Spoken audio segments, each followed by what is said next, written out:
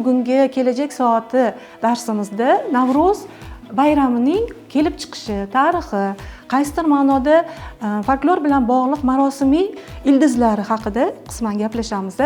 Aynan Navro'z bayramida aholi, mahallalar, qishloqlardagi aholilar yig'ilib bir-biri bilan hashar uyushtiradi. O'simlik timsoli bu boychechak guli hisoblanadi va boychechak o'sib chiqqanda xalqimiz maxsus boychechak marosimi o'tkazishadi. Timsollar bilan ramziy fikrlaydigan aynan bizni xalqimiz bo'ladi. Bu davrlarda Navro'z sayl ko'rinishida emas, saroy marosimlari va mavsumiy diniy ijtimoiy udumlar shaklida o'tkazilgan. Sumalakni ikkinchi nomi bor, sermalak deb atashadi. Ya'ni sumalak juda ham oddiy masalliqlardan juda ham chiroyli taom, juda ham mazali taom chiqadi. Novot qo'shilgan sumalak qaysidir kasallikni oldini olishiga ishonishadi. Birinchi siz o'zingiz bir o'rab ko'ring, keyin men o'rayman, ma'lum. Birinchi marta. Shunday bo'lib qolgan taqdirda ham, lekin bizni hozir mana bu yerda yozilgan Navro'z UNESCO insoniyat nomoddiy madaniy merosi ro'yxatiga kiritilgan. Xo'p, sumalakka kelsak, bizda sumalak emas, Navro'zning o'zining taomi, ya'ni Navro'z koja bor. U 7 xil mahsulotdan tayyorlanadi. Birinchi navbatda Navro'z bayrami yurt bo'ylab keng nishonlanib, xalq sayllari, milliy o'yinlar, folklor chiqishlari va sumalak bazmlari orqali qadimiy urf-odatlar faol targ'ib qilinmoqda. Aziz o'quvchilar, talabalar, hurmatli, sizlarga avvalambor men o'z minnatdorchiligimni bildirmoqchiman.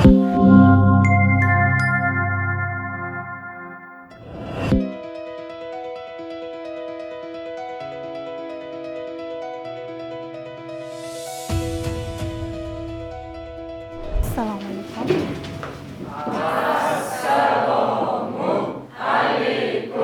Va alaykum assalom. Rahmat bolalar. Sog' bo'linglar.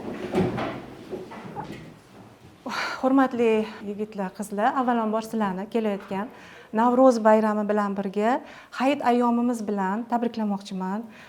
Bu yil juda ham ajoyib yil bo'ldi, chunki hayit ayyomi Ramazon kunlari bilan ketidan Navro'z bir kunda kelyapti. Bugungi kelajak soati darsimizda Navro'z bayramining kelib chiqishi, tarixi, qaysidir ma'noda folklor bilan bog'liq marosimiy ildizlari haqida qisman gaplashamiz. Bir tomondan o'ylashingiz mumkinki, qanaqadir Navro'z hammamiz uchun odatdagi bir bayramdek tuyuladi, chunki biz esimizni tanibmizki, Navro'z 21-mart kuni Navro'z nishonlanadi. Doimiy bir juda ham katta bir bunaqa darajada dars o'tadigan darajada bayram emas yoki nima emas, muhim emas deb o'ylashingiz mumkin. Shu munosabat bilan men hozir avval sizlardan so'ramoqchi edim. Masalan, Navro'z haqida turli hududlarda, turli viloyatlarda, shahar, vohalarda har xil nima qilinadi, nishonlanadi. Balkim sizlar buni qiyoslamagandirsizlar, balkim bunga ahamiyat bermagandirsizlar, balkim shu ma'noda ozgina kim qanday tushunchaga ega viloyatdan o'zinglarni uyinglardan, go'shanglardan uzoqroqdasizlar, lekin ehtimol esinglarda bo'lsa Navro'z bayramida qaysidir bir nishonlanadigan bayramlar, udumlarni eslagan bo'lsanglar, men so'rardim, fikringlarni bilmoqchiman avval. Kim gapiradi? Navro'z bayrami bizda nafaqat bu yangilanish, yasharish bayrami hisoblanadi, balki men o'ylaymanki, aynan men yashayotgan hududlarda asosan Navro'z bayramida ahillik bayrami deb atasam mubolag'a bo'lmas, chunki aynan Navro'z bayramida aholi, mahallalar, qishloqlardagi aholilar yig'ilib bir-biri bilan hashar uyushtiradi, hasharlar qiladi. Buning natijasida ahilligimiz oshadi. Sport o'yinlari o'ynaladi, turli xil sport o'yinlari, arqon tortish, kurash tushish, qizlar esa qanaqadir taomlar pishiradi birga bo'lib, bolalar varrak uchiradi, bir-biri bilan yaxshi quvnoq kayfiyatda bo'ladi. Qarilar esa ko'chalarda aylanib yurishadi. Xullas, biz tomonlarda shu xuddi shunday kechadi jarayonlar va shuning uchun men Namangan vodiydanman. Ayni vodiyda biz yoshligimizda ham Navro'z bayramlarida qirlarga, adirlarga lolalar tergani chiqardik ayni o'rtoqlarimiz bilan. To'g'ri. Va nima deydi, qishloqda yaxshi chiqishmagan o'rtoqlar bor, urushganlar yarashadi deyiladi-ku, ayni shu bayramda. Shuning uchun biz o'ylaymanki, ahillik bayrami deb o'ylayman Navro'z bayrami. To'g'ri aytdingiz. Hamma viloyatlarda, rahmat, hamma viloyatlarda aynan shu narsa birinchi o'ringa chiqqan, ya'ni xuddi hozir hayit ayyomida ro'zai ramazon kunlarida biz ahilchilikni tiklaganimizdek, qo'ni qo'shnilar bilan kim bilan nima deydi urushgan bo'lsak, oramizda arazchilik bo'lgan bo'lsa ularni tiklaganimizdek, Navro'z ayyomi xuddi hali islom dini kirib kelmasidan avval, bundan 2000, 3000, hatto ba'zi manbalarda 5000 yil avval shu islom dinida nima targ'ib etilgan bo'lsa, aynan Navro'z bayramida shu narsa bizda qo'llanilgan ekan. Endi bilasiz, arab mamlakatlarida bu va Yevropa mamlakatlarida bu bayram nishonlanmaydi asosan. Demak, ajam mamlakatlari, Afg'oniston, Eron, o'zimizning O'rta Osiyo mamlakatlarida ko'proq nishonlanadi. Yana kimda qanday fikr bor? Navro'z bayrami asosan o'zining afsonalari va har xil urf-odatlari bilan mashhur. Misol uchun, oddiy bolalar yugurib kelishadi, har xil toshlarni olishadi va sumalakka o'zining tilaklarini bildirib tashlashadi. Va qozon ochilgandan so'ng esa asosan 40 malak tushdi-yu, uning ustiga qanday bezaklar chizildi yoki kelajakdan qanday xabar keldi deya qiziqishadi. Misol uchun, Navro'z teng kunlikka to'g'ri keladi. O'zi aylanib turgan kunlar tenglashadi, uzog'i yaqin bo'ladi, qisqasi uzoq bo'ladi deganlaridek, asosan tog'li hududlarida ko'pkari nishonlanadi.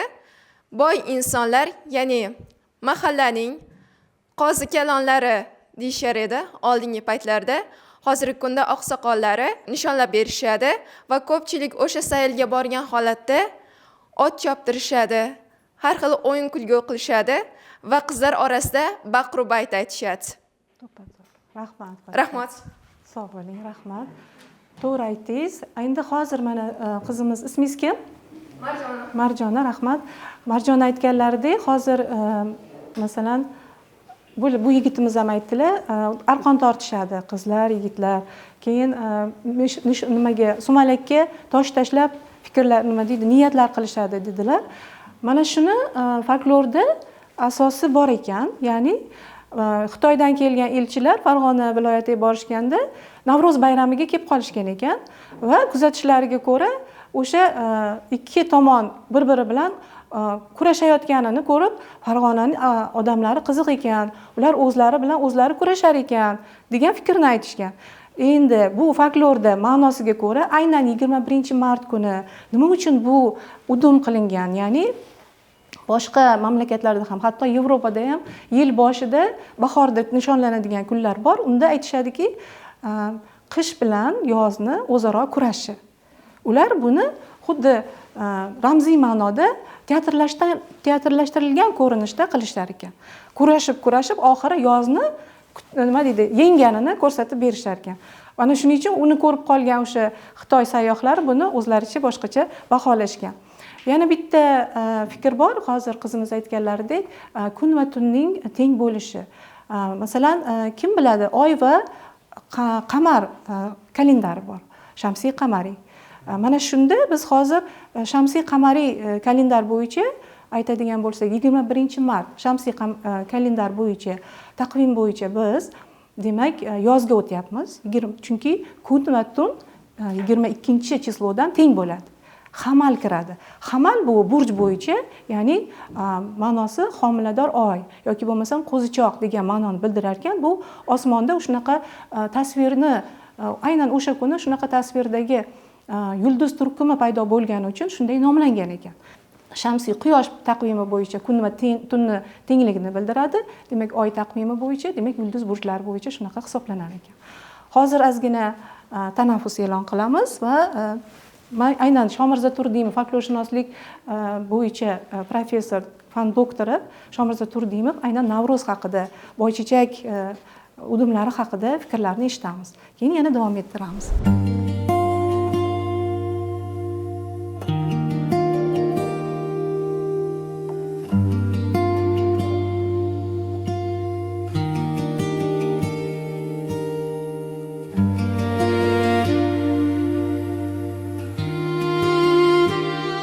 Assalomu alaykum aziz o'quvchilar, talabalar. Bugun biz yilboshi Navro'z bayrami haqida gapirmoqchimiz. Navro'z bayrami kirib kelganda xalq katta tantana qilgan, bayram qilgan va shu bayramda o'tiladigan maxsus o'yinlar bor va bu o'yinlar bevosita o'sha yilning kelishi, yilning o'tishi tartibi bilan bog'liq bo'ladi. Bizda qadimda oq terak bilan ko'k terak, xususan Xorazmda buni oy terak bilan ko'k terak deb aytishadi. Aslida bu o'yinni balog'atga yetgan, ya'ni 14 yoshga kirgan qizlar va yigitlar o'ynashgan. Chunki bekordan bekorga emas 14 yoshda. Chunki masalan bir farzandning tug'ilib voyaga yetishi, masalan bola podshohlik 5 yoshdan o'tib 7 yoshni to'ldirishi bir halqacha hisoblanadigan bo'lsa, uning 14 yoshga voyaga yetishi balog'atga yetgan yoshi hisoblanadi. Mana shu oq terak va ko'k terak yoki oy terak va kun terak o'yini o'sha balog'atga yetgan qizlarning, yigitlarning o'zaro kuch sinashib, o'sha jamiyatdagi o'rnini belgilab oladigan o'yin hisoblangan. Chunki har bir o'yin bekordan bekorga o'ynalmagan. Navro'zning timsollari bor. O'simlik timsoli bu boychechak guli hisoblanadi va boychechak o'sib chiqqanda xalqimiz maxsus boychechak marosimi o'tkazishadi. Va taomi masalan bug'doyni undirib, uning sharbatidan taom qilinadi va bu taom sumalak taomi deyiladi. Bizning qoya toshlarimizda eng ko'p echki surati tushirilgan. Chunki echki Navro'zning hayvoniy timsoli hisoblanadi. Xalq qo'shig'i bor, bolalar qo'shig'i. Yomg'ir yog'aloq, echki chaqaloq, boyning qizining qorni yumaloq. Bu yerda boyning qizi hosil ekilgan, urug' ekilgan yerni ifodalaydi. Va echki chaqaloq degani hali ko'klam yangi, lekin yog'ingarchilik bo'lmayapti deb yog'ingarchilik so'rab aytilgan qo'shiq hisoblanadi va shu yerning o'zida ham mana shu echki timsoli kelganligini ko'rishimiz mumkin. Bizning muchal hisobimiz ham 21-martdan hisoblanadi. Mahmud Qashqariyda shunday bir afsona borki, aytadiki, podsholari qadimda deydi, yilni aniqlash uchun deydi, sana belgilashni kelishib olishibdi. Va nima qilamiz degan tartib bilan aytishibdiki, shu daryodan hayvonlarni o'tkazamiz. Qaysi hayvon birinchi o'tsa, yilning boshlanishiga o'sha hayvonning nomini beramiz deb. Hamma kutib turibdi deydi. Bir payti daryodan o'tib pastdan ko'rinsa, birinchi sichqon ko'rinibdi. Sichqon tuyaning tepasiga chiqib olgan ekan. Xalqning o'rtasida yildan qolgan tuyadek degan ibora bor. Shu ibora bevosita mana shu sichqonning tuyaning boshiga chiqib avval o'tganligini bildiradi degan hisob bor. 12 ta hayvon tartib bilan o'tgan va bizda shu har bir muchal shu 12 yilda aylanib kelayotganligi bor. Bizning xalqimiz saltanatlar tuzgan xalq hisoblanadi. Va bu saltanatlari yo yuksalgan, yo nuragan. Saltanati nuragan paytda uning bayramlariga dushmanlar tahdid qilishgan. Mana masalan Sosoniylar davrida Navro'zni 21-martda belgilangan vaqtini kun eng uzun bo'ladigan 22-iyun kuniga o'zgartirishga harakat qilingan ekan va bu harakat ham keyinchalik amalga oshmaganligini bilishimiz mumkin. Shu kabi bizning Navro'zimizni taqiqlashga, uning nomini o'zgartirishga juda katta sa'y harakatlar bo'lgan va lekin bu harakatlarning hammasi o'zini oqlamaganligini ko'rishimiz mumkin. Mana bugungi kunda Navro'zga juda katta e'tibor berilyapti va uni umumxalq bayrami sifatida o'tkazishga, asl tantanasini, asl mazmunini, mohiyatini anglab yetishga va singdirishga, xalqqa anglatishga harakat bo'lyapti.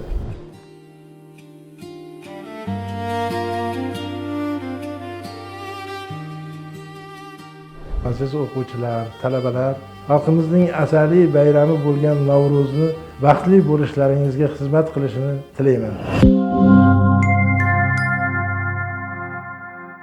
Navro'z bo'yicha yana keyingi kontentlarda uni qachon, qaysi davrda paydo bo'lgani shular haqida ham ozgina ma'lumotlar bor, lekin bitta narsa hozir men yodimga tushdi, yana bir afsona yodimga tushdi. Folklorda ya'ni hamal demak shu mana 21-martdan 22-martdan kiradi. Lekin bu hamalni qish timsoli deyiladi, qiz timsoli. Qamar bu yoz timsoli. Yoz timsolida shunaqa ekanki, hamal bilan qamar yulduz turkumlari hech qachon bir biri bilan yaqinlashmas ekan, ko'rishmas ekan. Endi folklor buni nima deb izohlaydi? Bilasiz, miflar o'ziga yarasha xulosalari bor ularda. Qadimda shunaqa bir yigit bilan qiz, ya'ni qamar bilan hamal bir-birini sevib qolgan ekan, lekin 7 qaroqchi yulduz turkumi, 7 qaroqchi ularning orasiga tushib, ularni umuman ko'rmaydigan qilib qo'ygan ekan. Endi ular qachon ko'rishadi deganda, faqatgina qiyomatdagina ko'rishar ekan. O'shanda ham ular tushganda osmondan tarozi va poy va qo'l tarozisi tushib, odamlarning qilgan yaxshiliklarini, yomonliklarini hisoblagandan keyin ularni ko'rishiga imkon bo'lar ekan. Bu bilan endi nima demoqchi?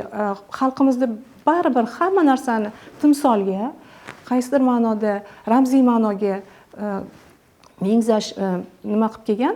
Shu ma'noda bizda eng ko'p timsollar bilan ramziy fikrlaydigan aynan bizni xalqimiz bo'ladi. Ko'proq O'rta Osiyo xalqlari va o'zbeklar, turkiy xalqlar aynan mana shu ma'noda qamar bilan hamalni mana shunaqa qilib ta'riflagan ekan. Endi hozir yana ko'ramiz keyingi kontentda. Navruz insoniyat tarixidagi eng qadimiy bayramlardan biri. Tadqiqotchilar bu bayram haqida ilk yozma ma'lumotlar miloddan avvalgi 2-asrga Parfiya davlati hukmdorligi davriga borib taqalishini aytadi. Bundan ham oldinroq Ahamoniylar davlati zamonida ham bahor kelishi bilan bog'liq marosimlar o'tkazilgan bo'lishi mumkinligi arxeologik topilmalar orqali taxmin qilinadi. Bu davrlarda Navruz sayl ko'rinishida emas, saroy marosimlari va mavsumiy diniy ijtimoiy udumlar shaklida o'tkazilgan. Navruz haqida turli rivoyatlar ham mavjud. Masalan, Shohnoma asarida bayramning kelib chiqishi afsonaviy podshohlar Jamshid va Qayyum Mars nomlari bilan bog'lanadi. Rivoyatga ko'ra, Jamshid taxtga o'tirgan kun yangi yilning boshlanishi sifatida bayram qilingan. Abu Rayhon Beruniy o'zining qadimgi xalqlardan qolgan yodgorliklar asarida Navro'zni tabiat uyg'onadigan kun, yilning birinchi kuni deb ta'riflagan. Bu bayramning davlat darajasida keng nishonlanishi esa Sosoniylar imperiyasi davriga to'g'ri keladi. Ayniqsa hukmdor Ardashir I davrida Navruz yilning eng muhim kuni sifatida qaralgan. Shu paytda shohning tantanali qabul marosimlari, sovg'alar ulashish, hatto ayrim mahbuslarni afv etish kabi an'analar shakllangan. Keyinchalik islom kirib kelishi bilan bayramga turlicha qarashlar paydo bo'ldi, ammo u butunlay yo'qolib ketmadi. Aksincha, Somoniylar davlati va Buvayhiylar davlati davrida Navruzning mavqeyi yanada mustahkamlandi. Bugungi kunda esa Navruz ayyomini dunyo bo'ylab qariyb 300 millionga yaqin odamlar tantana qiladi.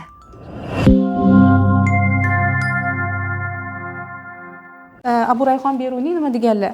Bu kun farishtalar qadrlaydigan kun, chunki shu kuni farishtalar yaratilgan. Bu kunni payg'ambarlar qadrlaydi, chunki shu kuni quyosh yaratilgan. Bu kunni shohlar e'zozlaydi, chunki bu kun yilning birinchi kunidir. Qiziq nimalar? Endi taomlari haqida qanday taomlarni bilasizlar? Navruzda qilinadigan. Assalomu alaykum. Ismim Mansur. PR va menejment fakulteti axborot xizmati va jamoatchilik bilan aloqalar yo'nalishi 1-kurs talabasiman.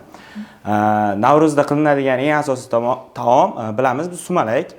Undan tashqari ko'k somsa, ko'k chuchvara, yana halimlar, asosiy taomlar shu. Undan tashqari osh, yana o'zbek milliy taomlari juda ham ko'p bilamiz. Hammasi ham Navruzda tayyorlanadi. Asosiy taomlar shular hisoblanadi. Rahmat. Boshqa viloyatlarda biz masalan ko'rmagan, shu hozir sanab o'tilmagan boshqa taomlar ham qilinadimi? Sizlar bilasizlarmi?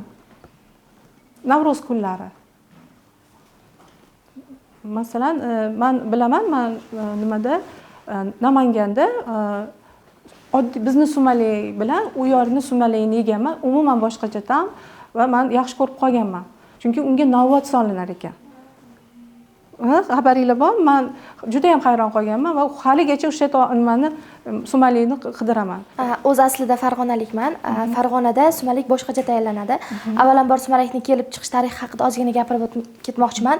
Sumalakni ikkinchi nomi bor, sermalak deb atashadi va bu kelib chiqishiga qaytadigan bo'lsak, avlodda bitta ona bo'lgan ekan va mana shu ona o'zini farzandlari ochlikda qolgan paytida ularga hech narsasi bo'lmagan, ozgina o'sha bug'doydan nish urib chiqqan olganda ulardan ovqat qilmoqchi bo'lgan.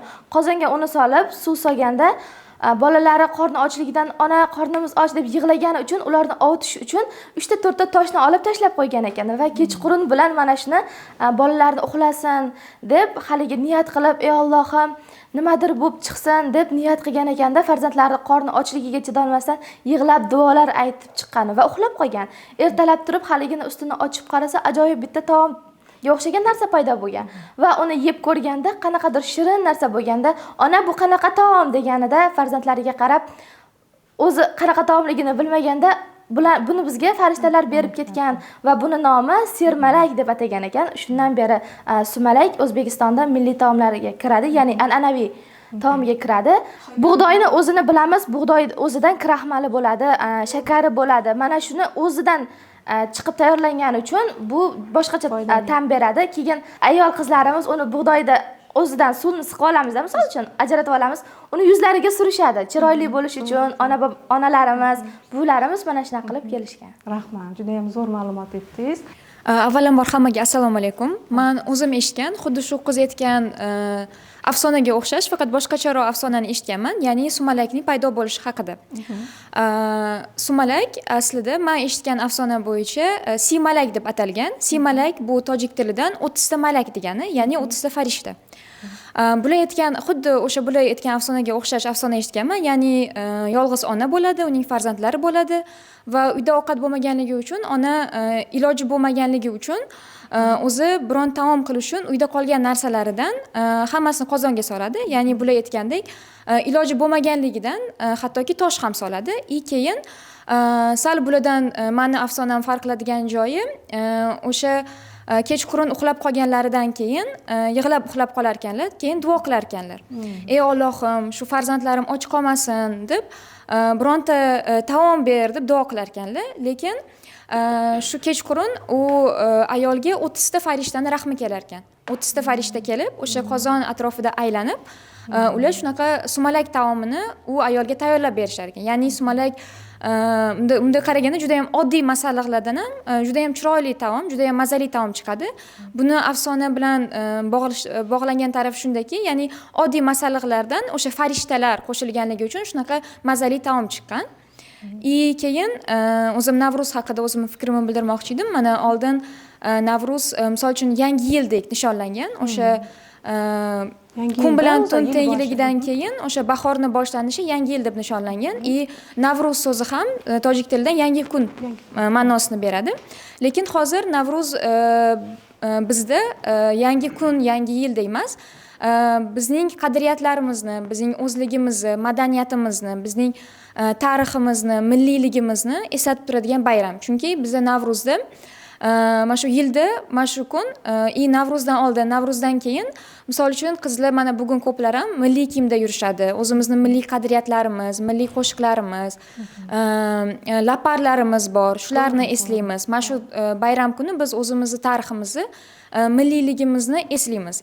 Bu tadbir, bu bayram juda ham muhim deb o'ylayman, chunki shu qadriyatlarimizni, o'zligimizni unutmasligimiz uchun bizga juda ham yordam beradigan, juda ham chiroyli bayram. Misol uchun men Toshkent viloyati Parkent tumanidanman. Bizda ham hech nima qo'shilmaydi, lekin ba'zi bir odatlar borki, qariyasi bor uyini ko'rishimiz mumkin, ular novot qo'shadi. Nima uchun? Novot qo'shilgan sumalak jig'ildon qaynaganda uni jig'ildonni qaynatmaydi. Ya'ni kattalar ham uni bemalol yeyishi mumkin. Kasalligi bor qariyalar ham buni yeyishi mumkin deb unga novot qo'shadi. Mana shu kasalligi bor yoki qariyalari bor, haligacha ko'rishimiz mumkin.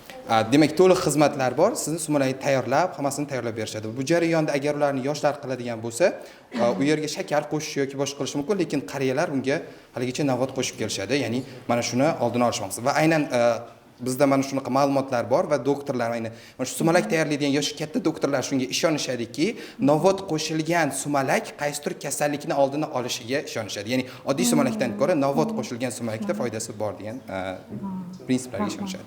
juda ham yaxshi gapirdinglar. Rahmat. Hammanglarni gapinglar, hammanglarni tinglashinglar, diqqat qilishinglar, qiziqishinglar menda juda ham yaxshi bir taassurot uyg'otyapti sizlarga nisbatan.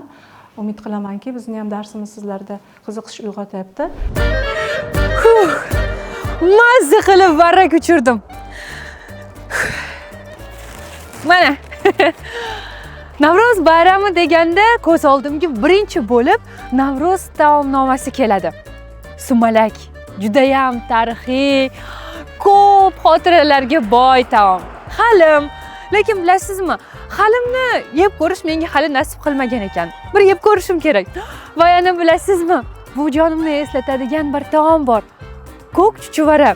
Har Navro'z bayramida bu jonim bizga ko'k chuchvara tayyorlab beradilar.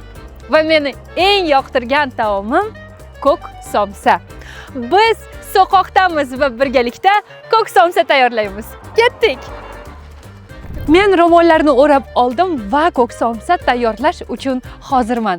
Demak, ichkariga kirib, masalliqlarni olib chiqamiz. Ketdik. Keling, Munojat opa. Men kelgunimga qadar ko'k somsani xamirlarini tayyorlab, mana bu ismaloqlarni to'g'rab qo'yishgan ekan. Men esa tugish va yopish jarayonida qatnashaman. To'g'rimi, Munojat opa? Ketdik. Biz jarayonlarni boshladik.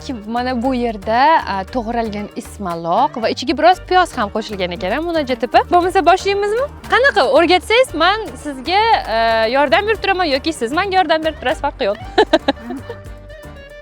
Hop. Aha. Birinchi siz o'zingiz bir o'rab ko'ring, keyin men o'rayman, ma'lum. Birinchi marta.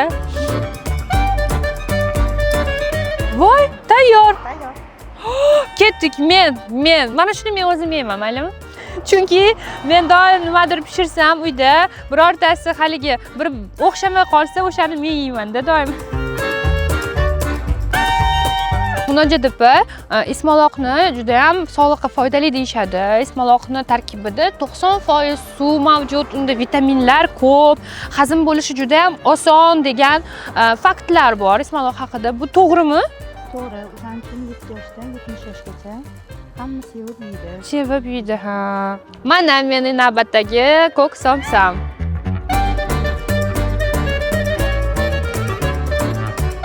Somsalarimiz tayyor, uni endi tandirga olib boramiz, menimcha. Ketdik.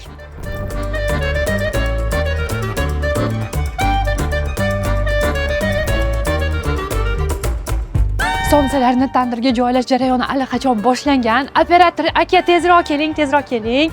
Gavhar opa, mayli, men ham yopib ko'rsam. Mayli. Bu yerda yonib tugagan uzun poyasi va qani? Opa. Ozginami? Bu juda ham mazza, do'stlar, ishoning.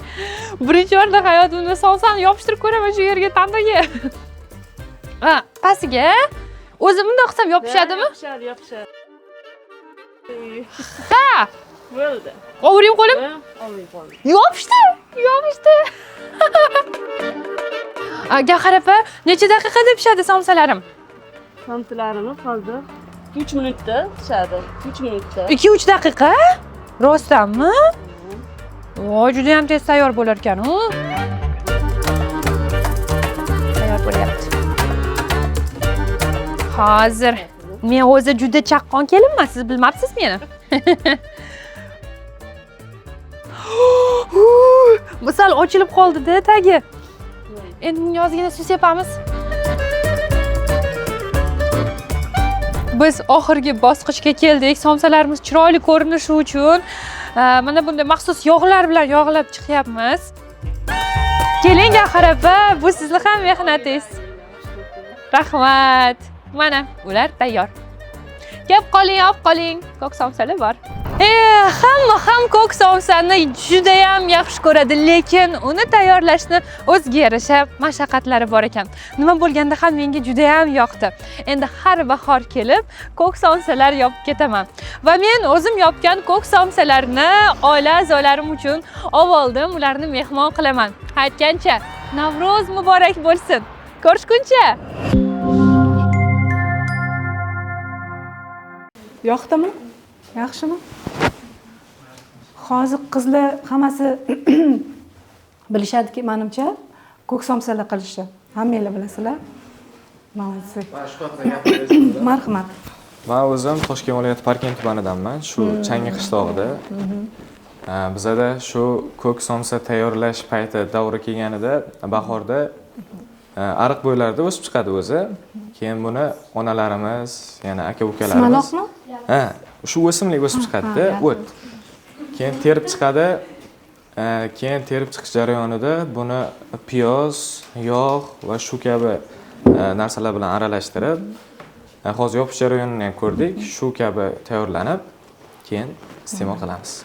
E'tibor berganmisiz? Masalan, bundan 10 yilcha yoki nechaga kirdingiz? 18. 18 va 10 yilcha deylik. 10 yilcha oldin bu darajada unaqa odamlar bormagan u yoqqa.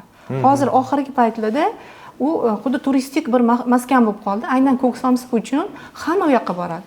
Va u yerdagi nima pishgan mazasi boshqacha. To'g'rimi? Hamma so'qonniki deb sotadi, lekin u yoqqa u yoqniki boshqacha. Rahmat.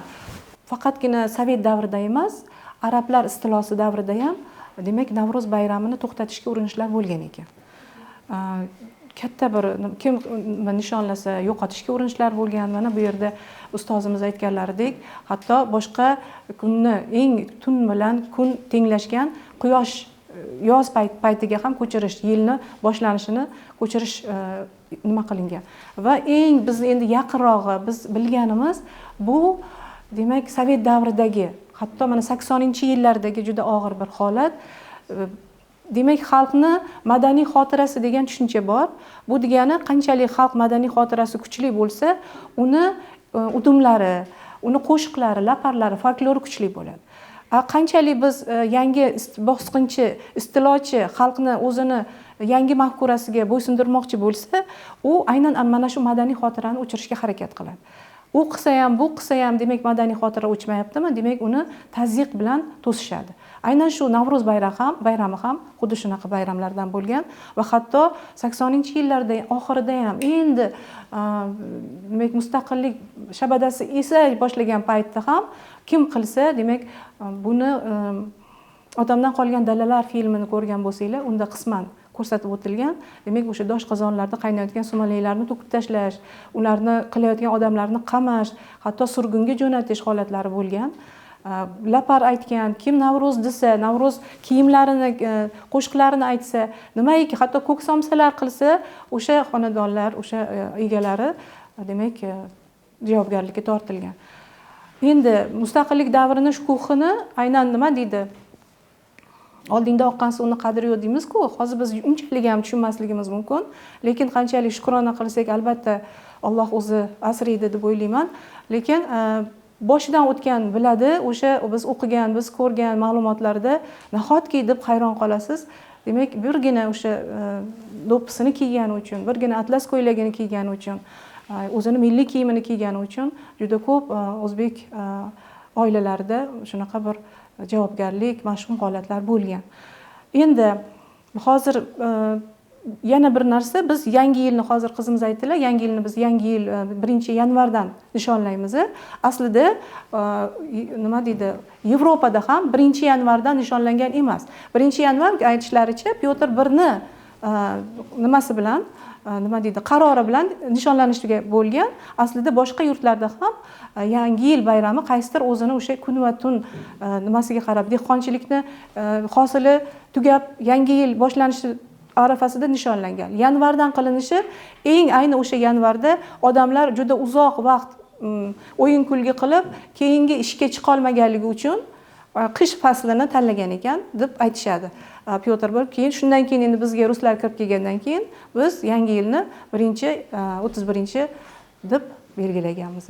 Demak, qarang, Qozog'istonda, Turkiyada, Ozarbayjon, Iroq, Eron, Pokiston, Hindiston, Afg'oniston, Tojikiston, Qirg'iziston, O'zbekiston va shunday bo'lib qolgan taqdirda ham, lekin bizni hozir mana bu yerda yozilgan Navro'z UNESCO insoniyat nomoddiy madaniy merosi ro'yxatiga kiritilgan va xalqaro Navro'z kuni deb e'lon qilingan 2010-yildan 21 mart.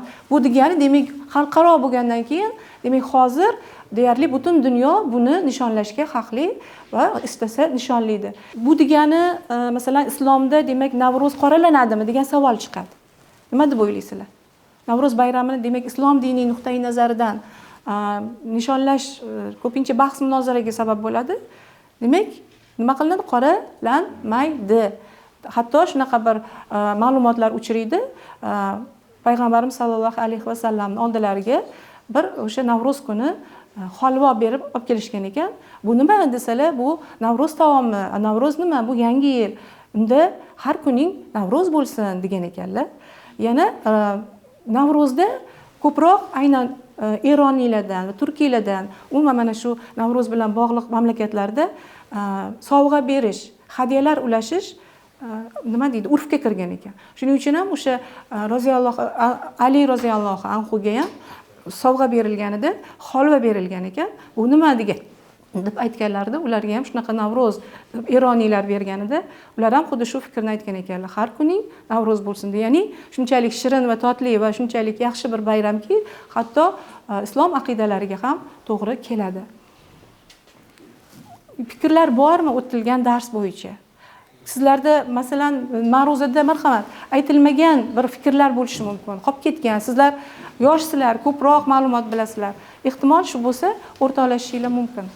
Bahor kelar ekan, bahorni yaxshi kutib olganingiz sababli keyingi yillar ham maroqli va samarali o'tadi. Shuning uchun ham bayram nishonlanadi va keng ko'lamda olib borilar ekan.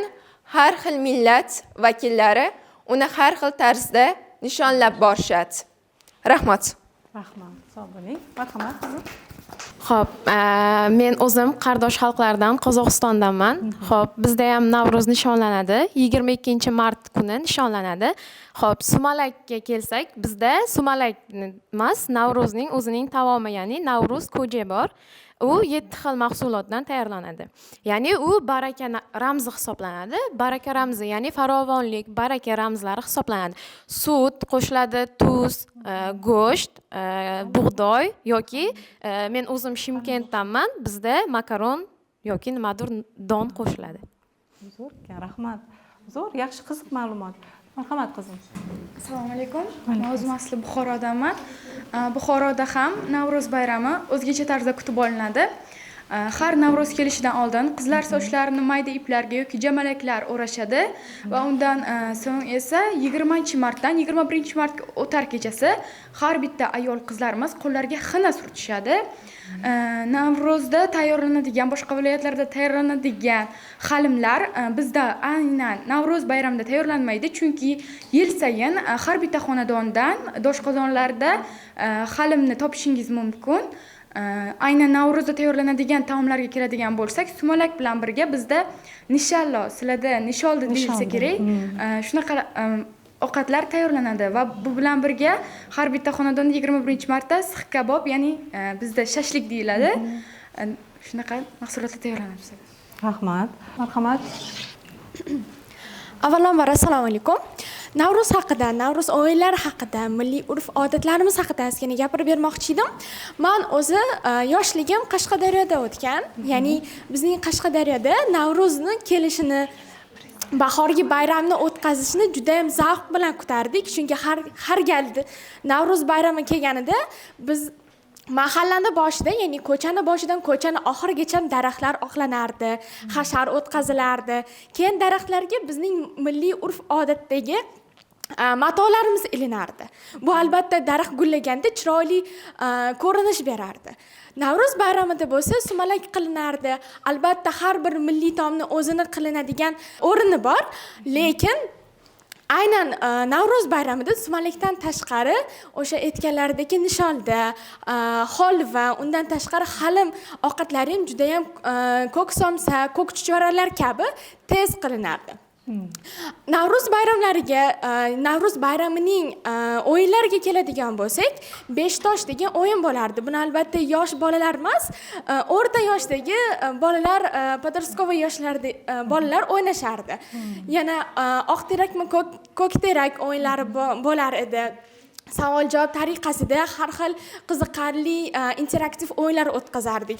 Bu bilan biz bilamizki, Navro'z faqatgina yangi kun emas, yangi yilni boshlanishi emas, balki sumalak va shunga o'xshash milliy taomlarimiz orqali insonlarni bir-biriga birlashtira oladi. Va albatta bu bayramni biz nishonlar ekanmiz, har doim o'zimizning qadriyatimizni eslaymiz, uni yana kuchaytiramiz va albatta qalb tarafdan ham bizlar insonlar birlashamiz. Rahmat kattakon. Rahmat yigitlar, marhamat. Hozir buyuk bobolarimizni hikmatli gaplariga to'xtalib o'tdingiz-ku, shunga men ham bir Navoiy bobomizning gapini keltirmoqchiman. Har kuning Navro'z bo'lsin ey do'st degan ekanlar. Bu bilan bizga nima demoqchilar? Qayta-qayta takrorlayapmizki, Navro'z yangilanish bayrami, yasharish bayrami, yaxshilik bayrami. Har kuning Navro'z bo'lsin ey do'st, har kuning yangilanish bo'lsin, yosharish bo'lsin, yaxshilik bilan o'tsin degan ekanlar. Va shu fursatdan foydalanib men ham sizga va auditoriyaga har kuninglar yaxshilik bilan, yosharish bilan, yangilanish bilan o'tsin. Bayraminglar muborak bo'lsin deyman. Rahmat. Amin. Aytganingiz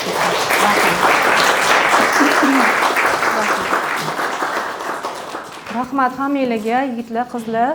Men darsimiz yakunida ozgina bitta gap aytmoqchiman.